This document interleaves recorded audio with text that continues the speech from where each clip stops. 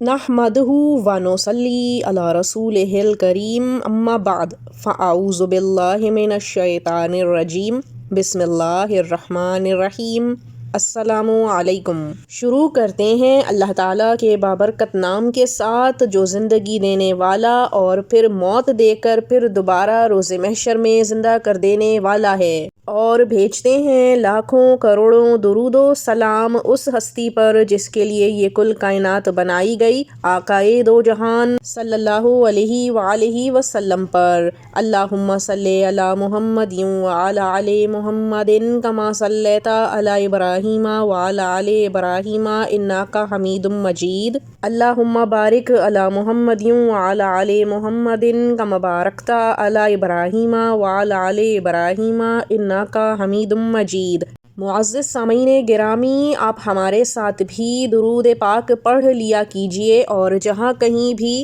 حضور اقدس صلی اللہ علیہ وآلہ وسلم کا ذکر ہوا کرے وہاں ضرور درود پڑھا کیجئے، پھر چاہے صرف صلی اللہ علیہ وآلہ وسلم ہی کیوں نہ ہو، کیونکہ جب بھی آقائے دو جہان سرور کونین صلی اللہ علیہ وآلہ وسلم کا ذکر ہوتا ہے تو فرشتے تک آپ پر درود و سلام بھیجتے ہیں، اور لعنت بھیجی گئی ہے ان کم نصیبوں پر، ان بدبختوں پر جو آپ صلی اللہ علیہ وآلہ وسلم کا ذکر سنتے ہوں اور پھر بھی درود پاک نہ پڑھتے ہوں۔ اسی طرح جب اذان ہو رہی ہوتی ہے تو اس وقت اذان کے جواب میں بھی حضور پاک صلی اللہ علیہ وآلہ وسلم پر بھی درود بھیجا جاتا ہے۔ سامعین گرامی، آج کا جو موضوع ہم نے منتخب کیا ہے یہ انتہائی اہم موضوع ہے جس پر آج ہم آپ کو وظیفہ ہدیہ کریں گے۔ آج کل نہ صرف بیٹیوں بلکہ بیٹوں کے اچھے رشتوں کے لیے بھی مائیں بہت پریشان رہتی ہیں۔ یہ بھی بات صحیح ہے کہ ڈیمانڈز بھی آج کل بچوں کی کافی زیادہ ہو گئی ہیں،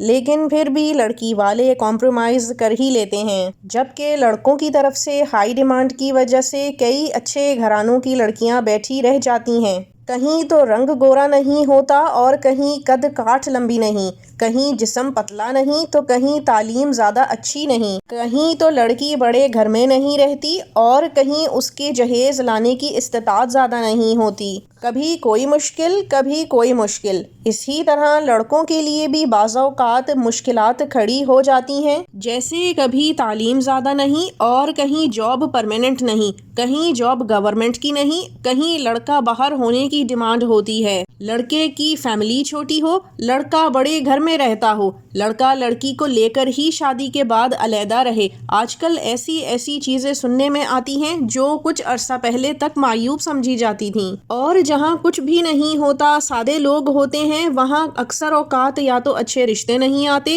یا رشتے آتے ہیں، بات بن جاتی ہے لیکن منگنی یا شادی سے پہلے ہی بات ختم ہو جاتی ہے، اور کہیں تو لوگ فون نمبر بھی لے لیتے ہیں یا پھر رشتہ دیکھ کر چلے بھی جاتے ہیں۔ اس وقت تو بہت خوش ہوتے ہیں لیکن بعد میں پتہ نہیں کیا ہوتا ہے کہ کوئی رکاوٹ یا بندش محسوس ہوتی ہے اور رشتہ نہیں ہو پاتا۔ بے شک جادو ٹونا اور نظر بد حق ہے، اور بے شمار لوگ آج کل ارد گرد ہی ایسے ہوتے ہیں جو دوسروں کے اندر ہی اندر بدخواہ ہوتے ہیں، سامنے لیکن بہت خیرخواہ بن رہے ہوتے ہیں۔ اسی لیے آج کا وظیفہ ہم آپ کے لیے لے کر حاضر ہوئے ہیں تاکہ ایسا کوئی بھی مسئلہ ہو کسی کے ساتھ بھی، چاہے لڑکے والے ہوں یا لڑکی والے، دونوں ہی کا حق ہے کہ ان کو اچھا ہم سفر ملے، کیونکہ شادی صرف فطری عمل نہیں بلکہ دین کو بھی مکمل کرتی ہے، زندگی میں جوانی، بڑھاپے اور پھر آخرت تک کا سفر طے کرتی ہے۔ اللہ تعالیٰ ہر ایک کا نصیب اچھا کرے، آمین۔ تو اگر آپ پریشان ہیں اپنے بیٹے یا بیٹی کے رشتے کے لیے تو یہ وظیفہ خاص کر آپ کے لیے ہے،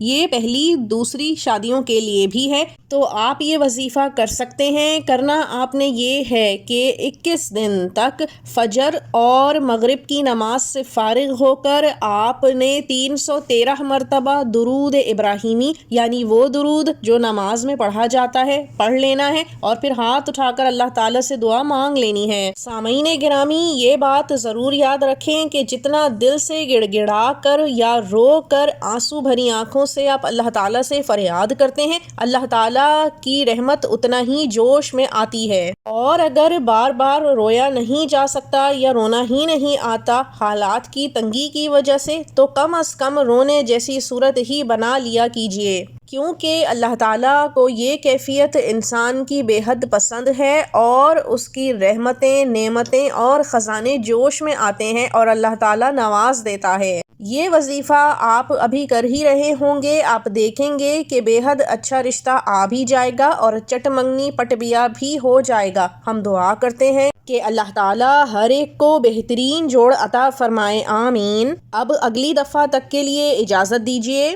وآخر الدعوانا ان الحمد للہ رب العالمین۔ اللہ حافظ۔